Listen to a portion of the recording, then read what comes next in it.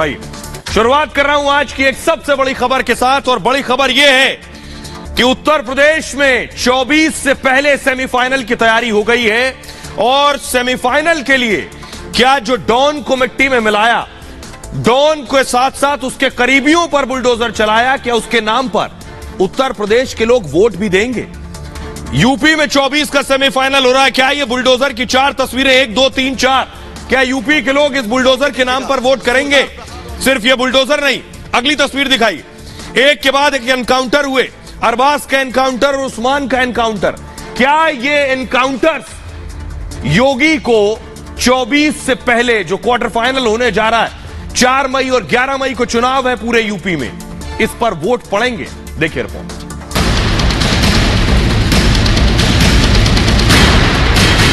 Chairman और पार्षद का बोर्ड भी अच्छा बनना चाहिए। भारतीय जनता पार्टी का बनेगा तो ट्रिपल इंजन की सरकार 3 गति से वहां बुनियादी सुविधाएं और विकास भी देंगे।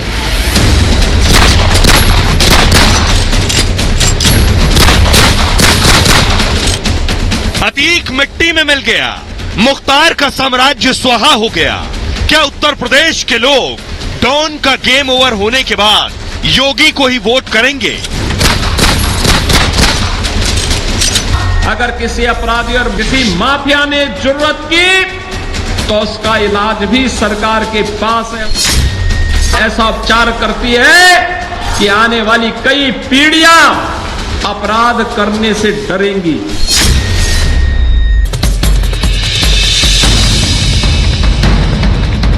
योगी ने माफियाओं का खौफ उत्तर प्रदेश से खत्म कर दिया। तो क्या 2024 से पहले यूपी के सेमीफाइनल में लोग योगी को जिताएंगे? पूरा पश्चिमी जो हमारा जो है इलाहाबाद, वो पूरी तरीके से उनसे जो है भयभीत रहता था, और अब आया है ऊंट पहाड़ के नीचे। समझ लीजिए उसका डर दिख रहा है अतीक अहमद के ऊपर कि वो एकदम सहमा हुआ है। यह सजा उनके लिए काफी कम है, इनको कम से कम फांसी होनी चाहिए। कई सरकारें आई, कई वो आई, लेकिन उसको कुछ भी नहीं हुआ। आज जाकर उसको मतलब की सजा मिली। यूपी में निकाय चुनाव का ऐलान हो गया है। अतीक के करीबियों पर चले बुलडोजर पर लोग योगी को वोट करेंगे। डॉन के गुर्गों के एनकाउंटर पर वोट मिलेंगे। योगी की कार्रवाई ने उत्तर प्रदेश में कानून का खौफ पैदा कर दिया है, और इसी नाम पर लोग योगी योगी कर रहे हैं। और आइए, तो क्या योगी आदित्यनाथ को वोट देने वाले एनकाउंटर पर, जरा मैं आपको नतीजों की शक्ल दिखाने जा रहा हूं। नतीजों को देखने के बाद आप अंदाजा लगाइए, क्या योगी को फिर से वोट देंगे इन एनकाउंटर्स पर, बुलडोजर पर लोग? ये मैं क्यों कह रहा हूं? ये इसलिए कह रहा हूं, देखिए जरा, ये उत्तर प्रदेश के 2017 के निकाय चुनाव की तस्वीर मैं आपको दिखा रहा हूं। योगी आदित्यनाथ यानी बीजेपी को 14 सीट मिली थी। आगे प्ले कीजिए। 2016 में योगी को 16 मेयर में से 14 मेयर उत्तर प्रदेश में बीजेपी के थे। 2017 निकाय चुनाव, बीएसपी के पास सिर्फ 2 सीट थी, यानी 2 मेयर, लेकिन समाजवादी पार्टी के पास 0, यानी 17 में योगी का साथ दिया था। और उसके बाद से अगला नेक्स्ट प्ले कीजिए ग्राफिक्स प्लीज। अगला देखिए जरा, नगर पालिका में 198 सीटें, 198 में 67 बीजेपी को मिली थी। बीएसपी के खाते में 28 आई थी, 28 चेयरमैन, और समाजवादी पार्टी के खाते में 45 चेयरमैन आए थे, यानी यहां भी योगी आगे थे। पार्षद 1300 पार्षद, 1300 पार्षद में से 592 बीजेपी के पास थे, बीएसपी के पास 147 पार्षद और समाजवादी पार्टी के पास 45 पार्षद। क्या यह रिपीट होगा या आंकड़ा इससे ऊपर जाएगा? क्योंकि लोग देख रहे हैं किस तरह उत्तर प्रदेश में माफियाओं को और डॉन को योगी कुचल रहे हैं। नगर पंचायत की 448 सीटों में से 100 थी बीजेपी के पास, 45 थी बसपा के पास और 83 थी समाजवादी पार्टी के पास। तो क्या दोबारा फिर यूपी के लोग ऐसा सोचते हैं? दोबारा फिर ये जो नगर निकाय चुनाव होंगे उत्तर प्रदेश के, उत्तर प्रदेश में 80 लोकसभा सीटें, जो यूपी में सबसे ज्यादा सीटें जीतेगा वो दिल्ली में सरकार बनाएगा। क्योंकि यूपी का रास्ता, दिल्ली का रास्ता अब लखनऊ से जाता है। यूपी के लोग क्या कह रहे हैं, सुनिए सर। योगी का माफिया मॉडल सुपर हिट रहेगा, क्योंकि जो उत्तर प्रदेश में इतनी आतंक फैला था माफियाओं का, आए दिन कहीं यहाँ दंगा झगड़ा हो रहा है, कहीं वहाँ सुलह हत्या हो रही प्रयागराज में। आज देख लीजिए इतने बदमाश है तो ऊपर गए हैं या तो सीधा जेल में। योगी का जो इस समय माफिया के ऊपर जो सिकंजा कसा है वो नगर निकाय चुनाव में हित रहेगा, क्योंकि एक जो भय रहता था बाकी विधानसभाओं में और जो वार्डों में भय एक रहता था वो अब की भय नहीं रहेगा, जिस पीछे जनता वोट करेगी। माफिया पर अटैक करेंगे तो जनता इससे जो है भयमुक्त होगी, लोग सरकार को वोट भी करेंगे, बहुत अच्छी वोटिंग होगी और लोग भयमुक्त होंगे, अच्छी सरकार आएगी और उम्मीद तो यही है कि ज्यादातर सभासद बीजेपी के आएंगे। योगी जी का जो बुलडोजर कह लो या माफिया हैं जितने, उनके प्रति उनका कार्य अभी तक देखा गया है। तो योगी जी जिस हिसाब से काम कर रहे हैं, मेरे शहर में भी काम खूब इस समय बहुत हो रहा है। पहले भी होता था लेकिन कागजों में होता था, अब वो जमीनी स्तर पे कर रहे हैं। तो इसलिए मेरे लिए तो भाजपा ही जीत रही है। तो ये जो आपने सुना यूपी के लोगों को, दरअसल यूपी के लोग बता रहे हैं डॉन पर जो एक्शन हुआ उस एक्शन से खुश हैं, अपराध खत्म हो गया, खुश है, इसलिए योगी को वोट करेंगे। लेकिन आपको जानकर ताज्जुब होगा, डॉन की बेगम भी चुनाव लड़ने की तैयारी में थी और यही मेयर का चुनाव पोस्टर भी छपवा लिए थे। देखिए लिखा है शाइस्ता परवीन जी, फोटोग्राफ देख रहे हैं, शाइस्ता की तस्वीर लगी है और जो नीले रंग का पोस्टर है यानी बसपा से चुनाव लड़ने की तैयारी में थी डॉन की बीवी। लेकिन योगी का हंटर चला तो मायावती को लगा अब घिर गए हैं। आज मायावती ने बाकायदा प्रेस कॉन्फ्रेंस की और प्रेस कॉन्फ्रेंस करने के बाद मायावती ने कहा कि डॉन की बीवी से हमारा कोई लेना देना नहीं, शाइस्ता को अब हम कोई टिकट नहीं दे रहे हैं, शाइस्ता मेयर का चुनाव नहीं लड़ने जा रही हैं। ये योगी का खौफ है, योगी का खौफ है जो हाथी भी साथ छोड़कर भाग गया है। देखिए कुछ इस तरह, ये देख रहे हैं आप, ये योगी का खौफ है। ऐसा बुलडोजर चला, ये देखिए हाथी भी गया और बहन जी भी गई। मायावती ने शाइस्ता का टिकट काट दिया। शाइस्ता प्रयागराज से मेयर चुनाव लड़ना चाहती थी। मेयर के चुनाव के लिए बीएसपी से टिकट को लेकर पूरी बातचीत हो चुकी थी, लेकिन देखिए हाथी का हाल। उमेश हत्याकांड की साजिश में शाइस्ता शामिल। हत्याकांड में शाइस्ता का नाम आने के बाद बीएसपी बैकफुट पर है। बीएसपी ने साफ कर दिया है कि शाइस्ता को टिकट नहीं मिलेगा। बीएसपी से पहले अतीक की बेगम समाजवादी पार्टी में जाना चाहती थी, इसके बाद शाइस्ता एआईएमआईएम यानी ओवैसी की पार्टी से जुड़ना चाहती थी। फिर 5 जनवरी को फाइनली 2023 में शाइस्ता बीएसपी से जुड़ गई। शाइस्ता के बारे में आपको बताऊं, अतीक 10वीं पढ़े हैं लेकिन शाइस्ता ग्रेजुएट है और शाइस्ता के जो पिता थे उत्तर प्रदेश पुलिस में कांस्टेबल के पद पर तैनात थे। 2 भाइयों और 4 बहनों में शाइस्ता सबसे बड़ी थी। साल 1996 में शाइस्ता और अतीक का निकाह हुआ था, 96 में। उसके बाद जब अतीक जेल चले गए तो शाइस्ता पॉलिटिक्स में आना चाहती थी। अब सुनिए जरा, मायावती भी किनारे हो गई, क्या कुछ कहा उन्होंने, सुनिए। इस हुई घटना में खासकर अतीक की पत्नी का नाम आते ही वह उसके फरार होने पर अब स्थिति बदल गई है। ऐसी स्थिति में अब हमारी पार्टी ना तो अतीक की पत्नी को और ना ही उनके परिवार के अन्य किसी भी सदस्य को वहां मेयर का टिकट देगी।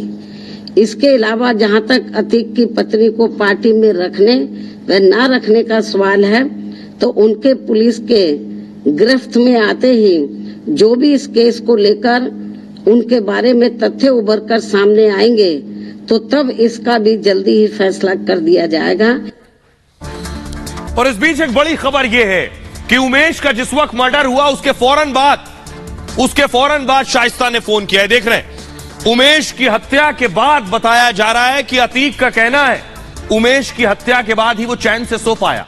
18 साल लग गए, उसका कहना है 18 साल बाद उसे नींद आई। ये जो मर्डर हुआ 24 तारीख को, इसके फौरन बाद क्या हुआ आपको पता, अगली तस्वीर दिखाई। इसके फौरन बाद शाइस्ता ने फोन उठाया और अतीक को जेल में फोन लगाया। क्या बात हुई शाइस्ता से जब अतीक को फोन किया तो अतीक ने क्या कुछ कहा असद के बारे में। शाइस्ता ने असद से कहा, अतीक से कहा कि तुमने असद को गलत फंसा दिया है, तुम्हें असद को इससे दूर रखना चाहिए था। देखिए जरा दोनों की जो बात हुई वो क्या था। शाइस्ता ने अतीक को फोन किया। 24 फरवरी 2023 को उमेश पाल की हत्या कर दी गई। मर्डर के बाद शाइस्ता ने अतीक को फोन किया और शाइस्ता ने अतीक को साबरमती जेल में फोन लगाया। अतीक ने शाइस्ता से कहा, 18 साल बाद चैन की नींद सोया हूं। शाइस्ता ने असद को लेकर अतीक से नाराजगी जताई। शाइस्ता ने रोते हुए कहा, असद बच्चा है, उसे इसमें शामिल नहीं करना था। इस पर अतीक ने शाइस्ता को डांट लगाई। अतीक ने कहा, असद की वजह से चैन की नींद सोया हूं। उमेश पाल ने मेरी नींद हराम कर दी थी। असद शेर का बेटा है, उसने शेर वाला काम किया है। उमेश पाल राजूपाल हत्या में गवाह था और अतीक ने उमेश को गवाही न देने की धमकी दी थी। 2006 में धमकी नहीं, अपहरण भी कर लिया उमेश का, जिससे वो गवाही न दे पाए। मारपीट की और जान से मारने की भी धमकी दी थी, लेकिन उमेश पाल ने साफ कर दिया था कि वो गवाही देंगे। यही बात अतीक को बेचैन कर रही थी और अतीक को चैन से नींद नहीं आ रही थी। इसी के बाद डॉन ने उमेश पाल के मर्डर का प्लान बनाया और डॉन ने फोन पर शाइस्ता से कहा कि उमेश के मर्डर के बाद यानी 18 साल बाद वो चैन की नींद सो पाया है। तो उमेश राजूपाल हत्या में गवाह थे। राजूपाल हत्या में और भी गवाह हैं जिन्हें अतीक धमकी दे रहा है। ये आप देख रहे हैं राजूपाल और राजूपाल की पत्नी। राजूपाल की हत्या में ही उमेश गवाह थे, उनकी हत्या करवा दी। अगले गवाह हैं जिन्हें जान से मारने की धमकी मिल रही। तस्वीर दिखाई, ये हैं अगले गवाह, सादिक और रुखसाना। अब इन्हें धमकी मिल रही है, इन्हें जान से मारने की धमकी मिल रही है। यही धमकी उमेश को भी मिलती थी। पहले जरा सुनिए क्या कुछ कह रहे हैं सादिक और रुखसाना। हम अपने घर से निकली और जात रही अपने बहन की ना, और गली में हमारा तेल खत्म होगा गाड़ी के, तो हमारा तेल रोक के ले लागे। राजू विधायक मिले, कहन भाभी चला घर हमारे साथ है। और हम जैसे गाड़ी पर आगे वाली गाड़ी पर बैठ गई, गनर का पीछे बैठा लिए और आगे गई। थोड़ी देर में हमारे दीप के ठिना तो ताबक तोड़ गोली चले लगी और अनाधुन गोली चली है और राजू की गोली लगी। राजू इधर लुढ़क पड़े, हम इधर गिर पड़ी और बहुत धूमन गन के तरफ भागे हैं। गोली मार मार सबको पहचाना है, मगर अभी हम नहीं बता सकते, हमको बहुत डर लगती है। हम सीबीआई को बताया, हम कोर्ट में बताएंगे ये बात। आई अब मैं आपको बताता हूं कि आखिर क्या हुआ था उस रोज, क्या हुआ था रुखसाना के साथ। ये कैसे उमेश तो गवाह था राजूपाल की हत्या में, रुखसाना कैसे गवाह थी। रुखसाना ऐसे गवाह थी, ये तस्वीर आप देख रहे हैं। राजूपाल इस तरह से गाड़ी में सवार था, रुखसाना और रुखसाना के पति बाइक से जा रहे थे।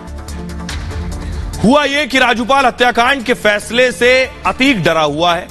जल्द ही इस मामले में फैसला आने वाला है। उमेश की हत्या के बाद अब दूसरे गवाह जो हैं वो टारगेट पर आ गए। गवाही देने से पहले ही उमेश पाल को मार दिया। अब सादिक और रुखसाना को धमकी दी जा रही। राजूपाल की हत्या के दिन वो उसी गाड़ी में थे। राजूपाल केस में रुखसाना और सादिक चश्मदीद गवाह हैं। हत्या के दिन दोनों राजूपाल की गाड़ी में मौजूद थे। सादिक के साथ राजूपाल की दोस्ती थी, यानी इनकी और राजूपाल की बहुत अच्छी दोस्ती थी। हत्या वाले दिन सादिक रुखसाना गाड़ी पर स्कूटर पर जा रहे थे। इसी दौरान इसकी स्कूटर में पेट्रोल खत्म हो गया। राजूपाल ने देखा तो दोस्त के लिए फौरन गाड़ी रोक दी। राजूपाल ने रुखसाना से कहा, भाभी आप आकर गाड़ी में बैठ जाओ। भाभी इधर से उतरी और आकर गाड़ी में बैठ गई। इस दौरान राजूपाल खुद ही गाड़ी भी चला रहे थे। कुछ दूर जाने पर फायरिंग शुरू हो गई। इसी गोलीबारी में राजूपाल की मौत हो गई। गाड़ी में बैठी रुखसाना को भी 2 गोलियां उस दिन लगी थीं, इसीलिए रुखसाना आज तक डटी हुई है। रुखसाना सादिक ने अतीक के खिलाफ गवाही दी। गवाही के बाद से अतीक गैंग के दुश्मन बन गए इनके। कई बार सादिक रुखसाना पर हमले हो चुके हैं और सादिक रुखसाना ने पीछे हटने से इनकार कर दिया। अतीक से लड़ाई में अपना घर तक इन्होंने बेच दिया। कहा मर जाएंगे लेकिन अंतिम सांस तक लड़ेंगे। अब मैं आपको दिखाने जा रहा हूं। अतीक कह रहा है उसका बेटा शेर है। अतीक कह रहा है उसने अपने बेटे को लॉन्च तो किया लेकिन बेटा डरता नहीं, शेर है। लेकिन आपको बताऊं ये शेर जो है, डॉन का शेर जो है, गीदड़ बना भागा भागा फिर रहा है। एक जगह रुकने का नाम नहीं ले रहा है। कहां कहां छिपा असद, ये आपको बताता हूं। दिल्ली तक तो आ गया था लेकिन दिल्ली से आगे भाग निकला। दिल्ली से भागकर कहां जाने की खबरें हैं। यूपी पुलिस, योगी की पुलिस पीछे पीछे चल रही है। देखिए जरा, भाग कर गया कहां? ये आप देख रहे हैं, प्रयागराज से भागा लखनऊ पहुंचा, लखनऊ से कानपुर और कानपुर से मेरठ, मेरठ से दिल्ली और दिल्ली से नेपाल, नेपाल से भूटान भागने की भी खबर है। ये है असद जहां जहां छिपा। ये आप देख रहे हैं लगभग 7 जगह जहां असद का ठिकाना रहा है। और आपको बताऊं बड़ी बात यह है कि असद को डर लग रहा है। भागा भागा बेशक फिर रहा हो, अपने साथ बंदूक लेकर चल रहा है, रिवॉल्वर लेकर चल रहा है और उसे डर है कि उसका एनकाउंटर हो सकता है। देखिए,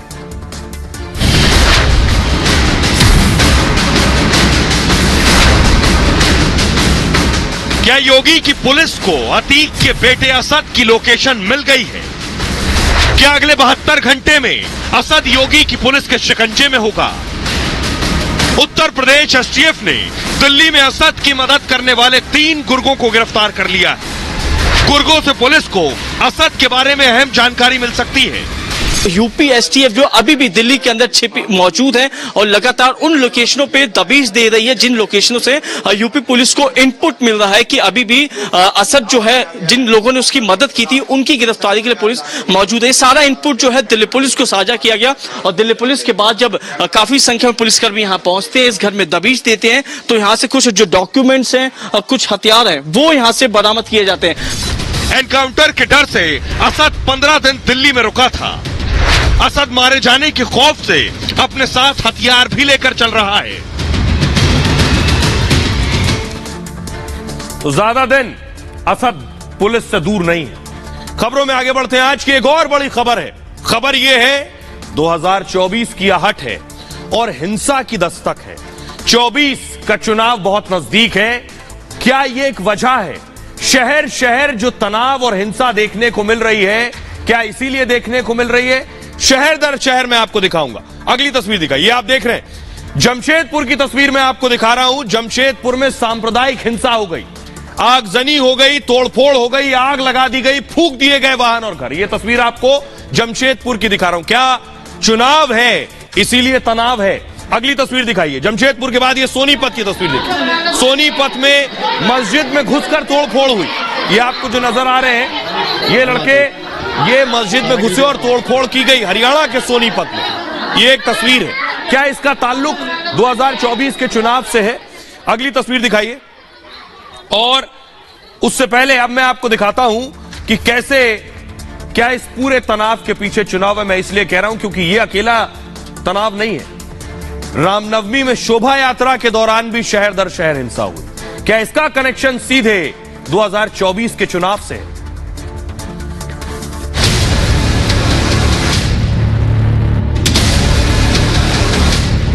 देश में माहौल गर्म है। शहर शहर राज्य दर राज्य हिंसा की खबरें हैं। पिछले 10 दिनों में देश के करीब 10 राज्यों में हिंसा का तांडव देखने को मिला। हैरानी की बात यह है कि सभी जगह हिंदू मुसलमान आमने सामने दिखे। डर और नफरत का ऐसा माहौल दिखा कि किसी का भी कलेजा मुंह को आ जाए। सब आके इधर तोड़ फोड़ करने लगे, आग उग लगाने लगे, सब लेडीज भागने लगी खकन में। मर्द एक को नहीं थे।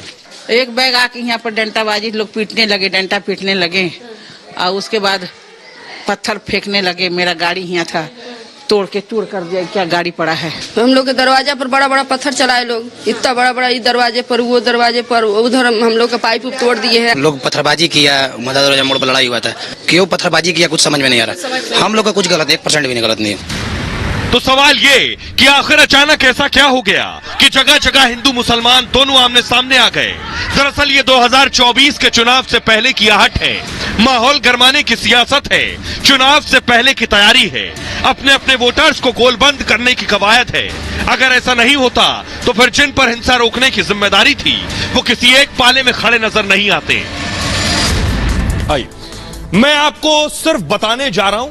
आप यूपी में रहते हैं, मध्य प्रदेश में रहते हैं, बिहार में रहते हैं, पश्चिम बंगाल में, राजस्थान में रहते हैं। हर शहर हिंसा हो रही है। क्यों हो रही है?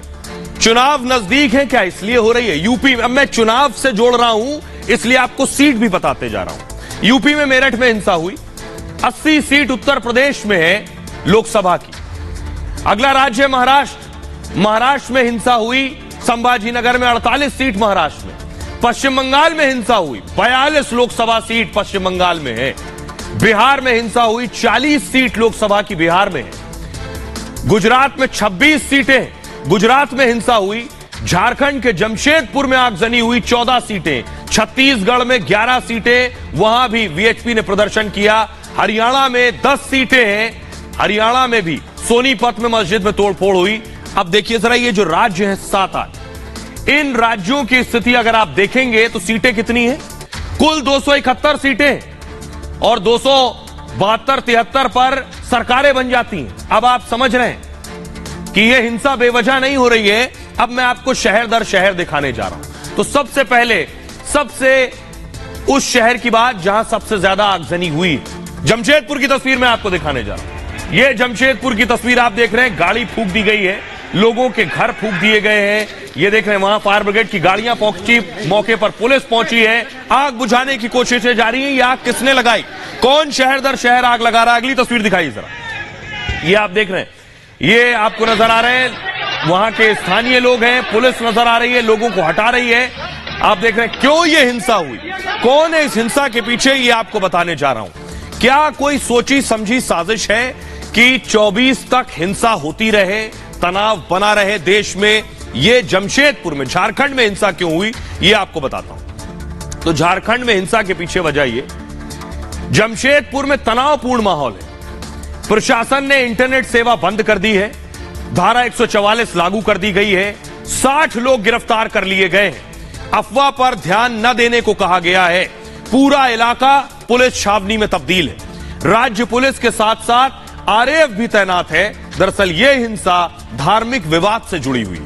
आरोप यह है कि हिंदुओं के झंडे से छेड़छाड़ हुई, झंडे लगे हुए थे, किसी ने महावीर झंडे में एक पॉलीथीन बांध दिया कर, और झंडे में बंधी पॉलीथीन में आपत्तिजनक चीज थी जो लोगों को आहत करे। लोग झंडे का अपमान देखकर वहां भड़क गए। पुलिस ने किसी तरह मामले पर काबू किया। अगले दिन दोनों गुट फिर आमने सामने आ गए, जमकर पत्थरबाजी की गई, फायरिंग की गई, कई दुकानें जला दी गई, वाहन फूंक दिए गए। पत्थरबाजी में जमशेदपुर के एसएसपी भी घायल हो गए। पुलिस ने फायरिंग कर हालात पर काबू पाया। फिर रविवार को हिंदू संगठन बैठक कर रहे थे। अगले दिन यह बैठक जटाधारी हनुमान मंदिर में चल रही थी और इसी दौरान किसी ने पत्थरबाजी शुरू कर दी, जिसके बाद माहौल फिर बिगड़ गया, जो फिलहाल नियंत्रण में है। अब जरा सुनिए क्या कुछ कह रहे हैं वहां जमशेदपुर की डीएम ज्योति कुमारी और एसएसपी प्रभात कुमार। तो प्रारंभ कर रही हूँ, जब तक यहाँ विधि व्यवस्था सही ढंग से स्थापित नहीं होगी तब तक हम लोग फ्लैग मार्च या पूरा प्रशासन हो, हमारे सीआरपीएफ हो, सबके साथ कल रात से इस स्थिति में कंट्रोल पाया गया है। कहीं पर भी वर्तमान समय में इस तरह का स्थिति होता है तो दो गुट के बीच, तो शहर के लोगों को दिक्कत ना हो, इसके लिए इंटरनेट गलत मैसेज सब लोगों के बीच न जाए, इसलिए इस चीज को रोक दिया गया है। Police is taking all preventive measures. We have deployed police forces and magistrate at all sensitive locations wherever we see that there could be some problem. We are also having surveillance team with CCTV camera and drone cameras. Now we have done flag march at the spot where the incident took place yesterday. So we are taking all necessary actions and whosoever is involved in this.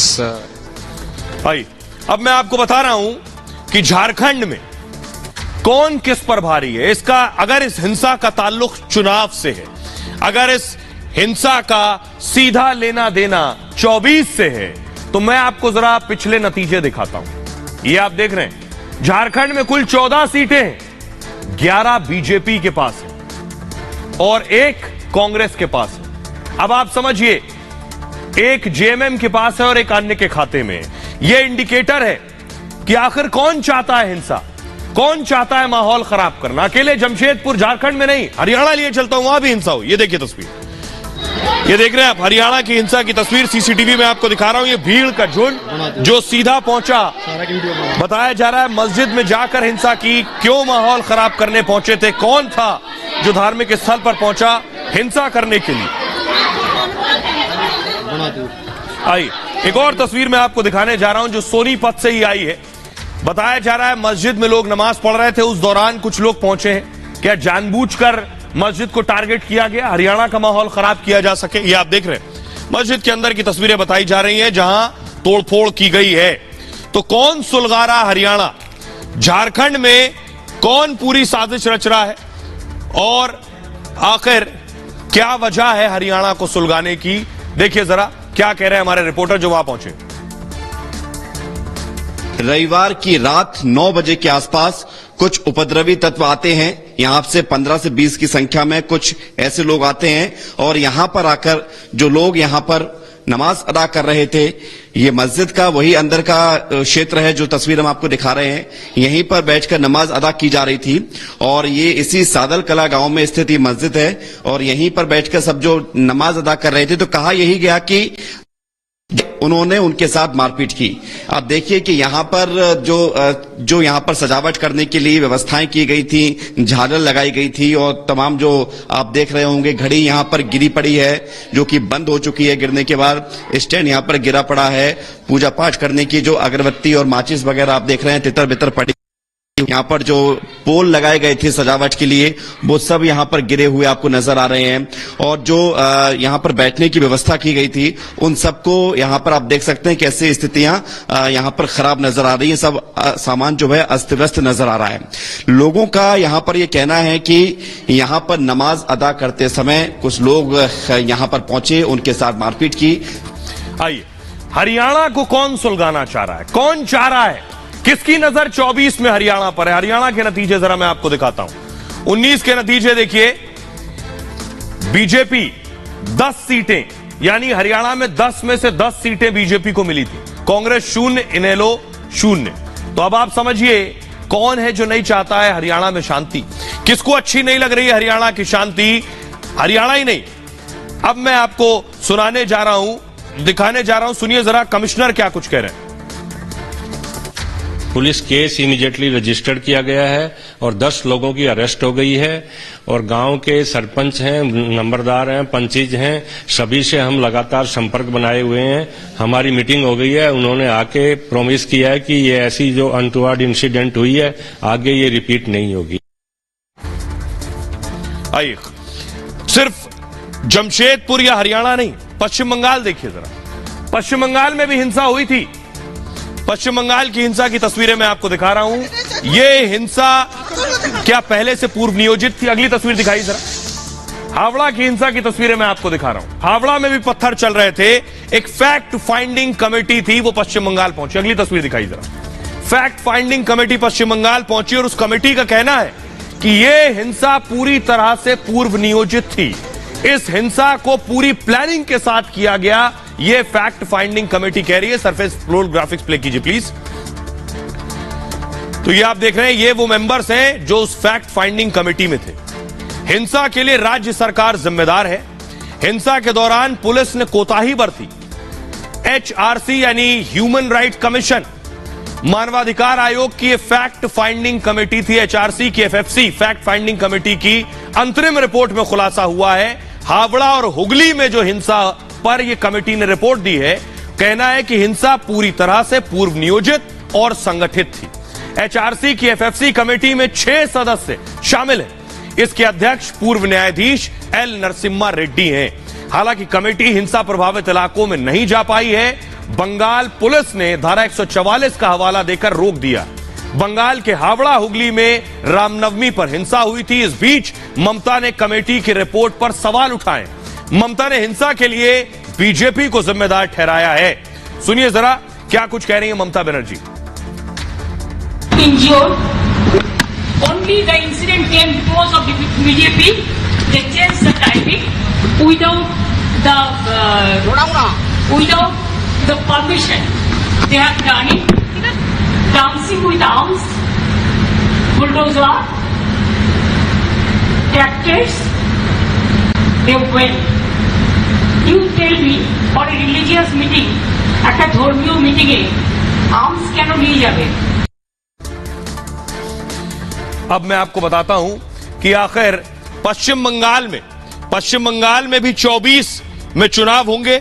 19 के नतीजे क्या थे वो आपको indicate करेंगे कि आखिर कौन है, कौन सुलगाना चाहता है पश्चिम बंगाल को। ये देख रहे हैं आप, ये आ गए पश्चिम बंगाल के 19 के नतीजे। कुल 42 सीटें, 18 पर बीजेपी ने जीत दर्ज की थी, कांग्रेस को मिली थी 2 और टीएमसी को 22 सीटें मिली थी। यह बंगाल का नतीजा था। बंगाल में भी चुनाव से पहले हिंसा जरूर होती है, सिर्फ बंगाली नहीं। अब मैं आपको दिखाने जा रहा हूं, लिए चलता हूं एक और राज्य जहां चुनाव से पहले हिंसा हुई। क्या साजिशन हुई? यह तस्वीर आप देख रहे हैं, यह बिहार की तस्वीर मैं आपको दिखा रहा हूं। बिहार के नालंदा में जमकर हिंसा हुई, इसीलिए मैं कह रहा हूं क्या इस हिंसा का चुनाव से ताल्लुक है? अगली तस्वीर दिखाई। सिर्फ अकेले नालंदा नहीं, सासाराम की तस्वीरें आप देख रहे हैं। सासाराम में भी जमकर हिंसा हुई। अब इस हिंसा पर असदुद्दीन ओवैसी पूछ रहे हैं कि बिहार जल रहा है, नीतीश कुमार खजूर खा रहे हैं, बिहार जल रहा है, सीएम और डिप्टी सीएम फैशन शो में है। सुनिए जरा।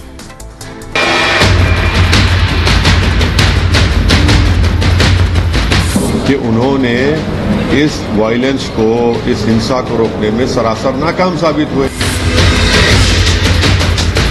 आप इफ्तार की दावत करते हैं और बैठकर मजे ले लेकर खजूर खाते हैं। बिहार में आग लगी है और सुशासन बाबू खजूर खा रहे हैं।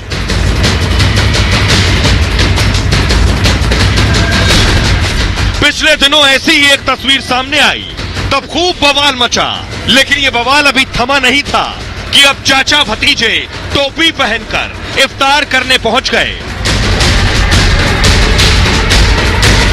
नालंदा और सासाराम में हिंसा के बीच नीतीश और तेजस्वी की इन तस्वीरों ने बिहार की सियासत गरमा दी है। इस बार असदुद्दीन ओवैसी ने दोनों को सीधे सीधे निशाने पर ले लिया। एक जुलूस का परमिशन आप देते हैं, पुलिस के सामने मदरसे को जलाया जाता है और आपकी पुलिस तमाशाई बनी बैठी रहती है, तो यकीनन ये पूरी जिम्मेदारी नीतीश कुमार की सरकार पर आयद होती है, उनकी नाकामी की निशानी है। और जब इतना बड़ा हिंसा हुई तो उसके बाद भी अभी तक वो सरकार मुआवजा देने की बात नहीं करती, कंपनसेशन की। आप उन पुलिस वालों को सस्पेंड नहीं करते, तो ये बात है। बजाय उसके आप इफ्तार की दावत करते हैं और बैठकर मजे ले लेकर खजूर खाते हैं। दरअसल ये तस्वीर 2024 की कहानी कह रही है, जिसके लिए अभी से गोलबंदी शुरू हो गई है। चाचा भतीजे को पता है कि मोदी की लहर के खिलाफ एक एक वोट उनके लिए कीमती है, लेकिन सवाल ये कि तुष्टीकरण के चक्कर में चाचा भतीजे की मुश्किल न बढ़ जाए।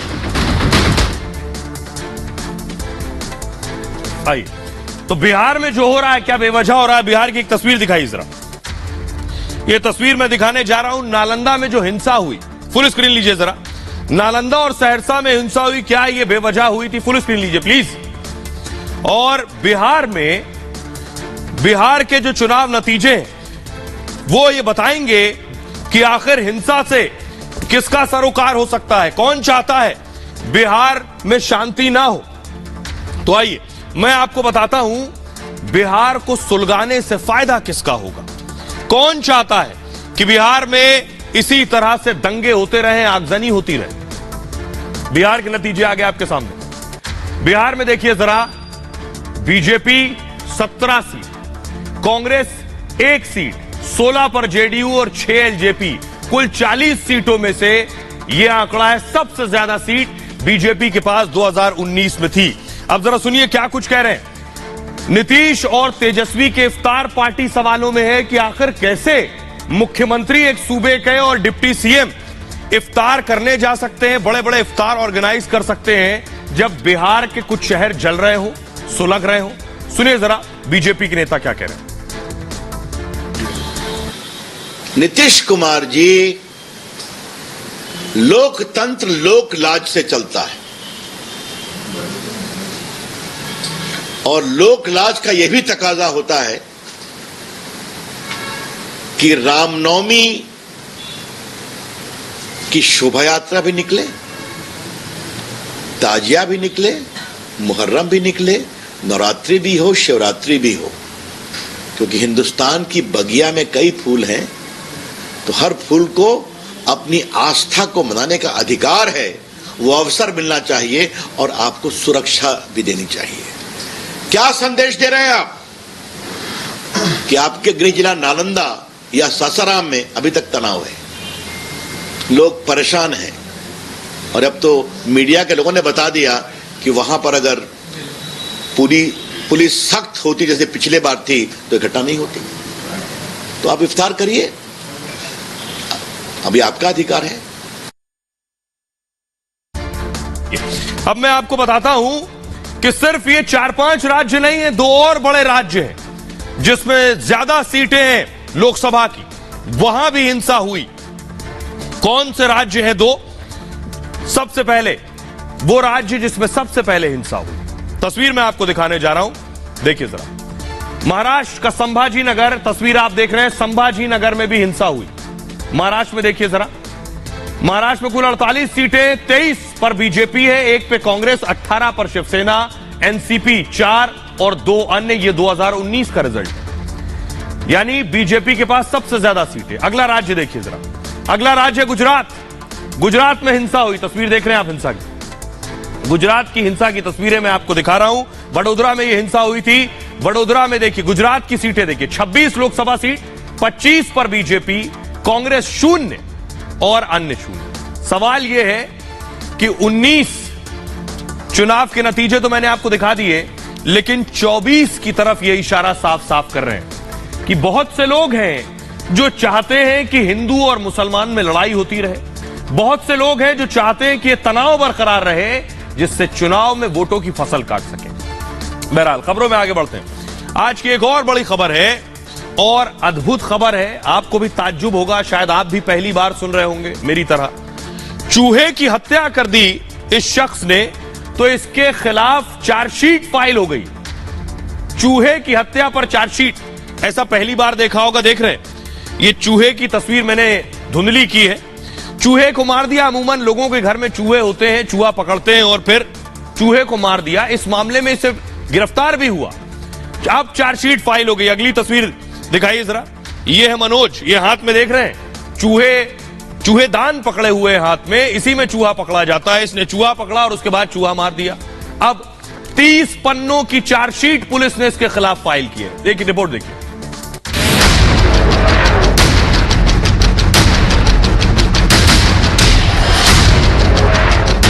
क्या चूहे की मौत पर भी केस होता है?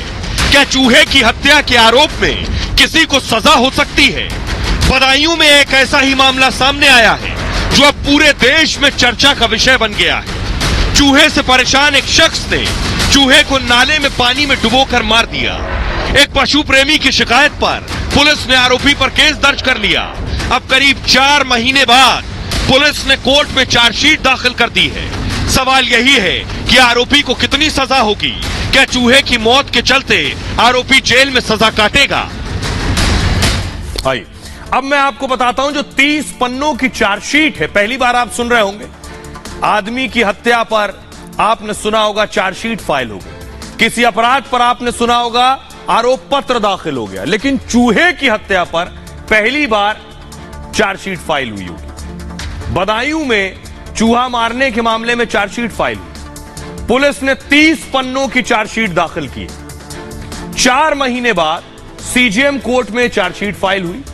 चार्जशीट में आरोपी मनोज का नाम है, ये जिस शख्स को देख रहे हैं इसका नाम है। मनोज पर पशु क्रूरता का आरोप है।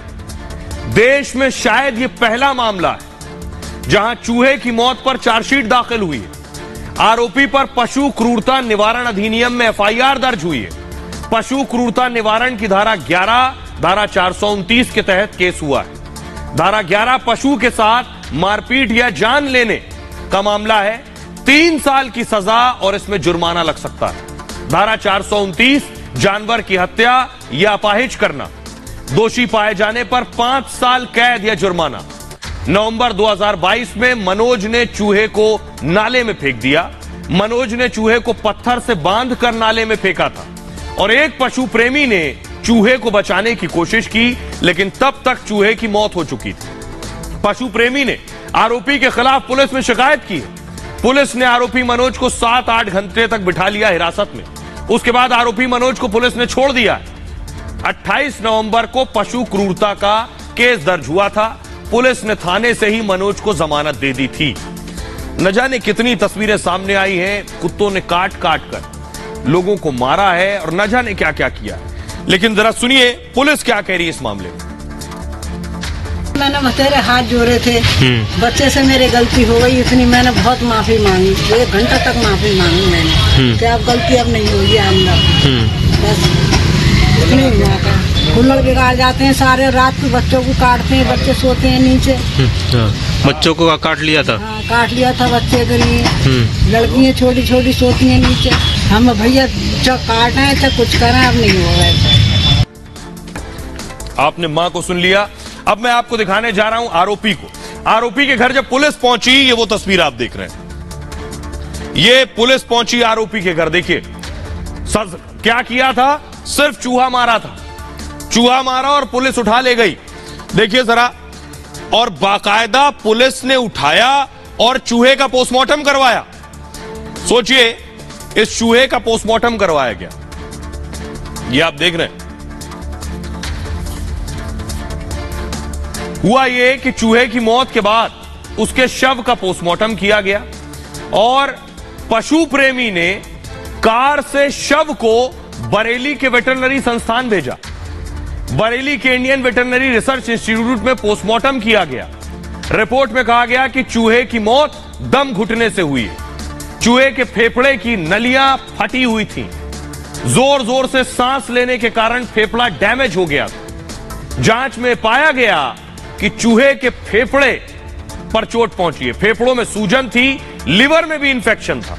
और आरोपी ने कहा चूहे जो नुकसान करते हैं उसका क्या। वो कह रहा था मेरे घर में चूहों ने जो नुकसान किया उसकी भरपाई कौन करेगा। चूहे मेरी बेटी का हाथ चबा गए, तब ये पशु प्रेमी कहां थे।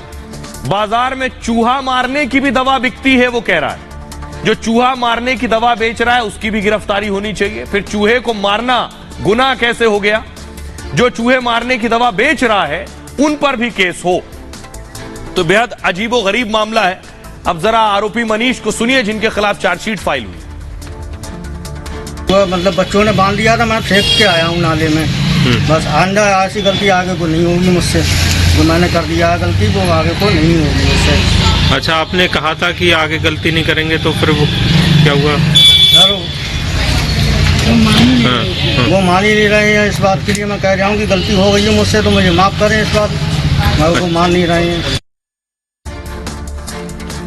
आइए खबरों में आगे बढ़ते हैं। आज की एक और बड़ी खबर है, और बड़ी खबर सीधे प्रधानमंत्री मोदी से जुड़ी है। जीत का प्लान, क्या साथ आएंगे मुसलमान। ये मैं इसलिए कह रहा हूं कि प्रधानमंत्री नरेंद्र मोदी को मन की बात करते सबने सुना है। अब हो क्या रहा है, अगली तस्वीर दिखाइए जरा। बीजेपी, प्रधानमंत्री मोदी कैसे मुसलमानों को नजदीक लाने की कोशिश हो रही है। कादरी साहब को देख रहे हैं आप, पद्मश्री दिया गया इन्हें। अब क्या हो रहा है, प्रधानमंत्री मोदी से मिले आकर। अब क्या तैयारी है कि प्रधानमंत्री नरेंद्र मोदी के जो मन की बात कार्यक्रम है उसको उर्दू में किया जा रहा है, उसका अनुवाद उर्दू में किया जा रहा है। ये बात बहुत से लोगों को हजम नहीं हो रही। वो लोग जो चाहते हैं कि मोदी और मुसलमानों के बीच एक दूरी हमेशा बनी रहे, उन्हें ये अच्छा नहीं लग रहा। तो मुस्लिम समुदाय तक मोदी की बात पहुंचाने की बड़ी कवायद है। यूपी में मदरसों, दरगाहों में प्रधानमंत्री के मन की बात सुनाई जाएगी। यानी मदरसों में हजारों छात्र पीएम के मन की बात सुनेंगे। सैकड़ों मौलाना भी एक साथ मन की बात सुनेंगे। दरअसल 30 अप्रैल को मन की बात का 100वां एपिसोड होगा। उत्तर प्रदेश में 100 से ज्यादा मुस्लिम संस्थानों पर खास कार्यक्रम होगा। यूपी बीजेपी अल्पसंख्यक मोर्चा इसकी तैयारियों में जुटा है और उन मदरसों पर खास फोकस है जहां मुस्लिम आबादी ज्यादा है। बीजेपी के मुस्लिम नेता खुद भी दरगाहों में जाएंगे। 100वें एपिसोड से पहले मन की बात का उर्दू संस्करण आएगा। 30 अप्रैल से पहले उर्दू अनुवाद की पुस्तक लॉन्च होगी। किताब में प्रधानमंत्री के मन की बात के 12 मासिक संकलन होंगे। फिर 30 अप्रैल को 100 से ज्यादा संस्थानों पर यह बांटी जाएगी। मन की बात सुनने के साथ लोग उर्दू में पढ़ भी सकेंगे। मुस्लिमों को रिझाने की बीजेपी की खास तैयारी कही जा रही है। मन की बात के जरिए मुसलमानों को मोदी से जुड़ाव बढ़ेगा। मुस्लिमों के लिए सरकार के फैसले को समझ सकेंगे लोग। मोदी के विकास के कदमों से सीधे रूबरू भी होंगे। सरकार की मुहिम मुस्लिम विरोधी वाली छवि को खत्म करना है। इससे बीजेपी को चुनाव में फायदा हो सकता है। सुनिए क्या कुछ कह रहे हैं समाजवादी पार्टी के सांसद एसटी हसन और बीजेपी के अल्पसंख्यक मोर्चा के बासित अली। मुसलमान अभी क्यों याद आ रहे हैं? मन की बात तो बहुत हो गई, 99 हो गई, इससे पहले क्यों नहीं याद आए थे? अब क्यों याद आ रहा है? क्योंकि चुनाव सामने है। ये हथकंडे हैं मुसलमानों को बहकाने के, कोई लाभ नहीं होगा। मुसलमान अब इतना बेवकूफ नहीं रह गया है, सिवाय चंद उन लोगों के जो अपॉर्चुनिस्टिक होते हैं, जिनका कोई इंटरेस्ट होता है, वो लाभ उठा लें भाजपा से, बाकी भाजपा को कोई लाभ नहीं होगा मुसलमानों से। देश के प्रधानमंत्री एक सेवक के रूप में लगातार जनता के बीच बने हुए हैं, वो जनता के मुद्दों पर बात करते हैं। इसको राजनीति से इतर इसको इनके जो नेता हैं अखिलेश जी, उनको भी सुनना चाहिए, राहुल गांधी जी को भी सुनना चाहिए और समझना चाहिए कि जनता के मुद्दों के बीच और बिना राजनीति के लोगों के दिलों के बीच कैसे रहा जाता है, कैसे बसा जाता है, ये मन की बात से वो समझ सकते हैं। आइए अब मैं आपको बताने जा रहा हूं कि आखिर बीजेपी की तैयारी क्या है। बीजेपी 24 में 400 सीटें छूना चाहती है। कैसे पॉसिबल होगा, कैसे मुमकिन होगा, वो देखिए जरा। यूपी में 20% मुस्लिम वोटर, 20%। 25 जिलों में मुसलमानों की बड़ी आबादी है। 29 लोकसभा सीटों पर इसका सीधा असर है। विधानसभा की 90 सीटों पर निर्णायक भूमिका है। इन सीटों पर बीजेपी कड़ी तैयारी कर रही है। वो मुसलमानों को अपने साथ जोड़ने में लगी है। बीजेपी लगातार यह साबित करने में लगी है कि मोदी योगी सभी धर्म के लोगों के साथ में है। इसी के तहत यूपी में बीजेपी ने 4 मुस्लिम एमएलसी भी बनाए। तो निकाय चुनाव में भी कुछ मुस्लिमों को सीट देने की तैयारी है। इसलिए लोकसभा चुनाव से भी इसे जोड़कर देखा जा रहा है। यानी मोदी सर्वमान्यता की लकीर लंबी करना चाहते हैं। आइए अब आपको सुनवाता हूं, सुनिए जरा क्या कुछ कह रहे हैं योगी के डिप्टी केशव प्रसाद मौर्य। अल्पसंख्यक वर्ग से भी बड़ी संख्या में कार्यकर्ता है। हम उसी कार्यकर्ता को टिकट देंगे जो जीतने लायक होगा। केवल हम गिनती गिनाने के लिए नहीं देंगे, दिखाने के लिए नहीं देंगे, बताने के लिए नहीं देंगे। अगर हमारा कार्यकर्ता कोई भी मुस्लिम वर्ग से भी है और वो जीतने लायक है तो टिकट देंगे। उसके लिए पूरा परिश्रम वैसे ही करेंगे जैसे अन्य सीटों के लिए करेंगे। तो केशव प्रसाद मौर्य को आप सुन रहे थे। आइए खबरों में आगे बढ़ते हैं। आज की एक और बड़ी खबर है, सावधान, लौटने वाले हैं मास्क के दिन। ये मैं इसलिए कह रहा हूं क्योंकि कोरोना जैसे जैसे पैर पसार रहा है, कई राज्यों ने, अगली तस्वीर दिखाई जरा, आज मॉक ड्रिल की गई। ये आप देख रहे हैं अलग अलग अस्पतालों में मॉक ड्रिल की गई। कोरोना से कितनी तैयारी है, अस्पताल कितने तैयार हैं, वो पुरानी वाले हालात में तो नहीं पहुंच गए या अपडेट किया था खुद को। उस स्थिति में आप स्वास्थ्य मंत्री को देख रहे हैं, मनसुख मांडविया को। कई राज्यों ने मास्क जरूरी कर दिया है। स्कूल भी बच्चों के खुल गए हैं, इसलिए कदम उठाए गए हैं राज्यों ने। कौन कौन से राज्य हैं जहां मास्क जरूरी हो गया? हरियाणा में सार्वजनिक जगहों पर मास्क लगाना होगा। स्कूलों में भी मास्क जरूरी कर दिया गया हरियाणा में। महाराष्ट्र में 60 साल से ज्यादा है तो फिर मास्क लगाना होगा। मरीज डॉक्टर के लिए भी मास्क अनिवार्य कर दिया गया है।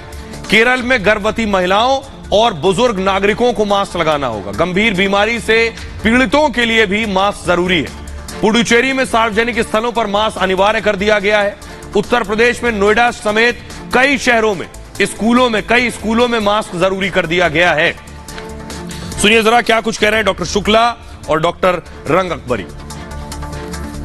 थोड़ा इम्यूनिटी भी फ्लक्चुएट करती है, तो मतलब सीजन चेंज में यूजुअली वायरसेस जो हैं वो अफेक्ट करते हैं। एंड जैसे मैंने बताया ना, हर वायरस का एक वेव में होता है कि एकदम से केस बढ़ेंगे, फिर वो स्लो डाउन होंगे, फिर गैप हो जाएगा, फिर उसके बाद फिर बढ़ेंगे, तो ये चलता रहता है।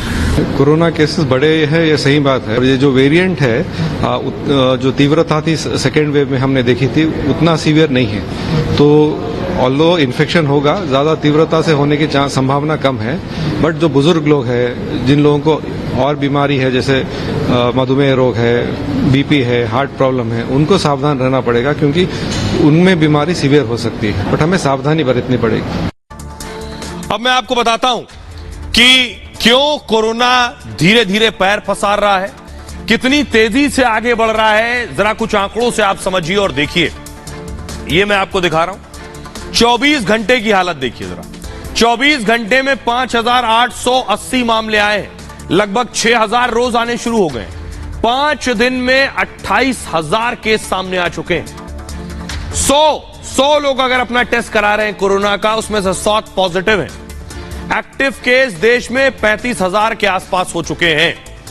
आईएमए ने, इंडियन मेडिकल एसोसिएशन ने कोरोना बढ़ने के पीछे 3 वजह बताई। पहली वजह लोगों की लापरवाही है, दूसरी वजह टेस्टिंग कम हो गई है, और तीसरी वजह है वायरस का नया वेरिएंट। नया वेरिएंट है XBB.1.16। यह बहुत संक्रामक है, तेजी से फैल रहा है। कोरोना के 38% नए केस इसी वायरस से आए, और खतरे को देखते हुए स्वास्थ्य विभाग ने अलर्ट जारी किया हुआ है। कोविड प्रोटोकॉल का पालन करने की अपील की गई है। देश भर के बड़े अस्पतालों में 2 दिन की मॉक ड्रिल रही है। कोरोना से निपटने की तैयारियों का जायजा लिया जा रहा है। यह अब तक किया गया है सरकारों की तरफ से। खबरों में आगे बढ़ते हैं। आज की एक और बड़ी खबर है, और 3 पार्टियों को झटका लगा है। 3 पार्टियों को नेशनल झटका है। झटका क्या है, उनमें कौन कौन सी पार्टी है? शरद पवार की पार्टी एनसीपी भी उसमें शामिल है। एनसीपी राष्ट्रीय पार्टी का दर्जा था, अब नहीं रही। ये ममता बनर्जी की पार्टी टीएमसी राष्ट्रीय पार्टी का दर्जा था, अब नहीं रही। लेकिन केजरीवाल की बल्ले बल्ले, केजरीवाल को राष्ट्रीय पार्टी का दर्जा मिल गया है, आम आदमी पार्टी को। अब देखिए जरा झटके में कौन कौन सी पार्टियां हैं और होगा क्या। दरअसल इन पार्टियों में ये 3 बड़े नेता टीएमसी, एनसीपी और सीपीआई से राष्ट्रीय पार्टी का दर्जा छिन गया। शरद पवार और ममता बनर्जी की पार्टी क्षेत्रीय पार्टियां हो गई हैं। डी राजा की सीपीआई भी अब राष्ट्रीय पार्टी नहीं है। चुनाव आयोग के फैसले से 3 दलों को बड़ा झटका लगा। दिल्ली में उनका ऑफिस जो है, यानी इन दलों को अब तक दिल्ली में जो राष्ट्रीय पार्टी हो जाती है उसे दिल्ली में एक ऑफिस मिलता है, हेड ऑफिस। इन पार्टियों से, चाहे वो ममता बनर्जी हो, लेफ्ट हो, या फिर एनसीपी हो, इनके दिल्ली के ऑफिस इनसे ले लिए जाएंगे। पार्टी अध्यक्ष को जो घर मिला है वो घर भी अब इन्हें खाली करना होगा दिल्ली का। पूरे देश में इनका चुनाव चिन्ह मान्य नहीं होगा, यानी उनका चुनाव चिन्ह दूसरे राज्य में अब रिजर्व नहीं होगा। कोई दूसरा दल भी उस पर दावा ठोक सकता है दूसरे राज्य में। स्टार प्रचारकों की संख्या 40 से घटकर 20 हो जाएगी। राष्ट्रीय चुनावों में टेलीविजन, रेडियो में अब समय नहीं मिलेगा। हर राज्य की वोटर लिस्ट मुफ्त में नहीं मिलेगी अब इन्हें। बैलेट ईवीएम में इनके प्रत्याशियों का क्रम भी नीचे हो जाएगा, और नामांकन के लिए 1 से ज्यादा प्रस्तावक की जरूरत पड़ेगी इन्हें। ये सारी चीजें जो अब इन्हें झेलनी पड़ेंगी। 2024 के चुनाव से पहले एनसीपी जैसी पार्टी या ममता बनर्जी के लिए एक बहुत बड़ा झटका है, क्योंकि ये पार्टियां, खासतौर पे ममता बनर्जी, दिल्ली की कुर्सी पर भी नजर रखती हैं। लेकिन केजरीवाल के लिए अच्छी खबर है, केजरीवाल को उनकी पार्टी को राष्ट्रीय पार्टी का दर्जा मिल गया, यानी केजरीवाल की पार्टी को मुख्यालय दिल्ली में मिलेगा और अध्यक्ष को घर भी दिल्ली में मिलेगा। बहरहाल ये भारत की बात है। मैं इतना ही। आप अपना बहुत ख्याल रखिए। एक छोटे से ब्रेक के लिए रुक रहे हैं, लौट रहे हैं कुछ और बड़ी खबरों के साथ।